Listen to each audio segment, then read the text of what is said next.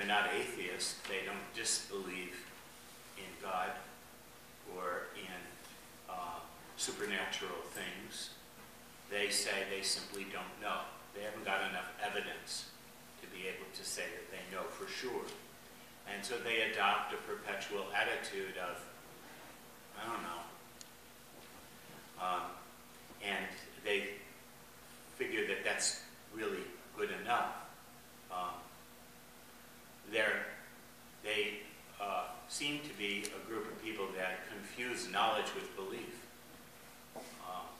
As a matter of fact, there are many things in life that we don't know for certain. And yet we act upon our belief. Most of the time, most of us, when we get really sick, we go to the doctor or to the medical community. Does that mean that every doctor and every medical procedure has been proven beyond a reasonable doubt to work all the time? No. But we believe that there is good reason to trust this particular form of therapy that might be found at the doctor's office. Even be willing to pay part of our treasure in order to procure it. And so we act on that belief. We act on a lot of beliefs in our daily lives, some of them religious beliefs and some of them not. And if we were to just go around as agnostics and say, I'm not going to follow anything that I don't absolutely know for certain, I can't think that we would do much more than sit and twiddle our thumbs. The same thing applies to following Jesus. To say that we believe in Jesus and that we believe in the way that he has outlined and the teachings that he has made, but to follow our own lifestyle, and to follow the lifestyle that's dictated by the culture in which we live, there's something wrong here. If you really believe and you really are committed to Christ and to his work, then you have to be with him.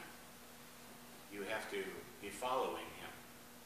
You have to accept his authority in your life.